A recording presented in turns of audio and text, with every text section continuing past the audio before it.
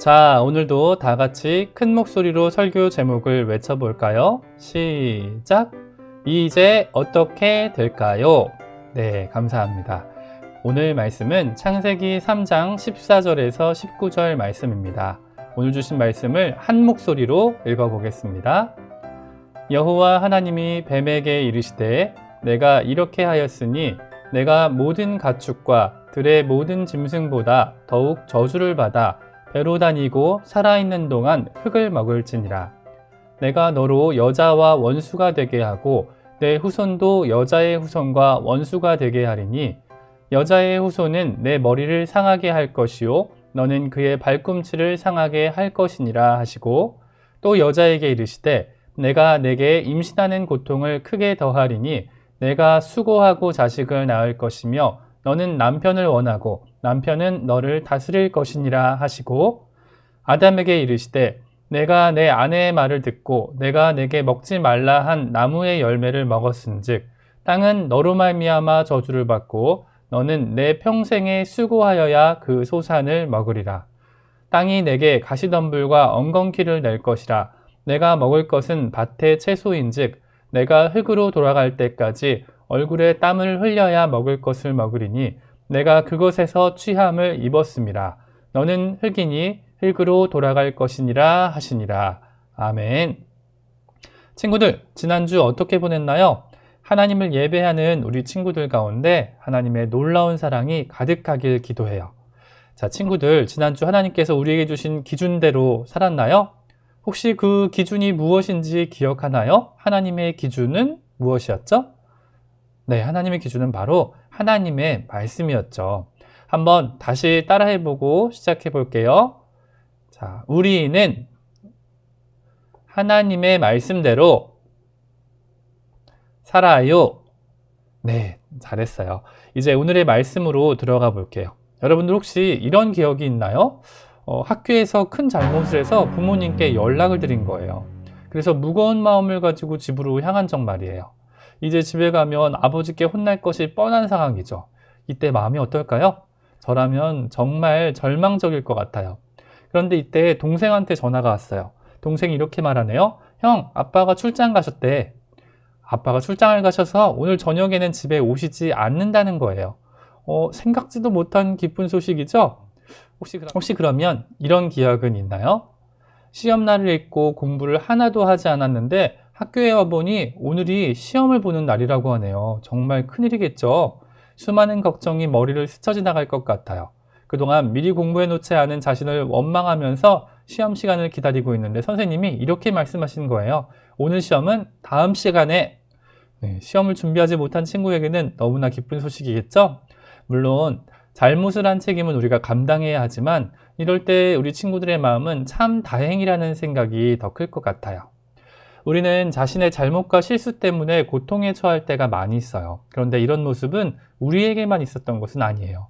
오늘 우리가 읽었던 창세기 3장에도 비슷한 상황이 등장하고 있어요. 오늘 이야기는 아담과 하와 그리고 죄를 짓도록 유혹한 뱀에게 하나님께서 심판하신 메시지를 기록하고 있어요. 하나님은 거룩하신 분이기 때문에 죄와 함께 하실 수 없으시며 죄를 그냥 두지 않으세요. 왜냐하면 하나님은 공의의 하나님이시기 때문이죠. 하나님은 창세기 3장 14절에서 15절에는 뱀에게 임할 저주를, 그리고 16절에는 하와에게 임할 심판을, 17절에는 아담에게 임할 심판을 말씀하세요. 하나님은 공의로우신 분이기 때문에 죄에 대해 분명히 심판하세요. 죄는 시간이 지난다고 없어질까요? 그렇지 않아요. 그래서 우리는 죄를 지으면 마땅히 책임도 감당해야 하죠. 하나님께서는 뱀에게 다른 짐승보다 더 큰 저주를 받고 땅을 기어다니며 흙을 먹는다고 말씀하셨어요. 또 하나님께서는 하와에게 임신하는 고통을 크게 하셨고 남편이 아내를 다스릴 것이라고 말씀하셨죠. 그리고 아담에게는 땅이 저주를 받는다고 하시면서 평생 수고해야 먹을 것을 얻게 된다고 말씀하셨어요. 이렇게 죄를 짓는 우리에게는 죄의 책임이 따르게 돼요. 그런데 놀라운 말씀이 있어요. 하나님께서는 사람을 너무나 사랑하시기 때문에 아담과 하와 그리고 뱀을 저주하시고 꾸짖으며 심판하는 가운데도 사랑을 표현하셨다는 사실이에요. 우리의 연약함을 모두 아시고 사랑의 마음으로 우리를 돌보아 주셨다는 거예요. 이건 우리 죄로 인한 긴급 대책회의로 결정하신 것이 아니라 우리를 지으시기 전, 창조하기 전부터 전능하신 하나님께서 계획하셨다는 이야기예요. 우리의 연약함을 아시고 천지만물을 창조하시기 전부터 우리 죄악을 용서하실 준비를 하셨다는 것, 정말 놀랍지 않나요? 하나님께서는 선악을 알게 하는 나무의 열매를 먹으면 반드시 죽으리라고 말씀하셨죠? 그래서 심판만 하시면 되는 거예요. 원래는 그것이 공평한 것이니까 말이죠. 그런데 하와를 심판하시는 중에 하나님은 뱀의 머리를 여자의 후손이 상하게 할 것이라고 말씀하세요. 이 말씀은 창세기 3장 15절에 나와 있는데요. 다시 한번 볼게요. 내가 너로 여자와 원수가 되게 하고 내 후손도 여자의 후손과 원수가 되게 하리니 여자의 후손은 내 머리를 상하게 할 것이요 너는 그의 발꿈치를 상하게 할 것이니라 하시고. 아멘. 이 말씀은 여자의 후손을 통해서, 다시 말해 예수님을 통해서 구원을 주신다는 약속의 말씀이에요. 하나님께서는 아담과 하와를 심판하셨지만 구원을 약속해 주셨다는 사실을 우리는 기억해야 돼요. 하나님의 약속은 반드시 이루어져요. 이 세상을 창조하시고 하나님 나라를 시작하신 하나님은 절대 실패하지 않으세요. 뱀의 유혹으로 하나님 나라가 실패한 것처럼 보일 수 있어요. 하지만 하나님은 이미 더 큰 구원을 준비하고 계셨다는 것을 잊지 말아야 해요. 이것이 바로 하나님께서 우리에게 보여주신 사랑이죠. 친구들, 한번 생각해 볼까요? 가족과 함께 여름철 시원한 바다로 놀러 왔다고 말이에요. 물놀이를 하기 위해 튜브에 바람도 넣고 시원한 수박도 먹으며 즐거운 시간을 보내고 있었어요. 그런데 동생과 장난을 치다가 중요한 짐이 담긴 캐리어를 물속에 빠뜨렸다고 생각해 보세요. 짐이 모두 젖어 옷도 없고 준비한 모든 것도 쓸 수 없게 되었죠. 이젠 어떻게 해야 될까요? 아무것도 할 수 없이 집으로 돌아가야 할 난감한 상황이 되고 말았을 거예요. 그런데 이때 아빠가 비상 캐리어를 준비해 왔다고 하시면서 차에서 캐리어를 꺼내시는 거예요.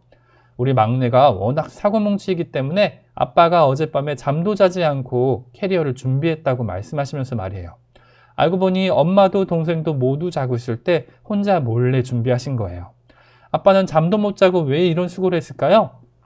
그것은 바로 자녀들을 향한 아빠의 사랑 때문이겠죠? 누가 시키지 않았지만 자녀들을 너무 잘 알고 있기 때문에 준비할 수 있었을 거예요. 하나님께서는 우리를 가장 잘 알고 계세요. 예수님을 통해 우리 죄를 담당하시고 구원을 계획하신 것이 우리를 향한 얼마나 큰 사랑인지 우리는 기억해야 해요. 하나님께서는 우리가 그것을 깨닫고 하나님의 기준인 말씀에 순종하며 살아가도록 우리를 창조하셨어요. 그러나 오늘도 사탄은 우리 친구들을 말씀에 순종하지 못하게 해요. 이때 우리는 기억해야 해요.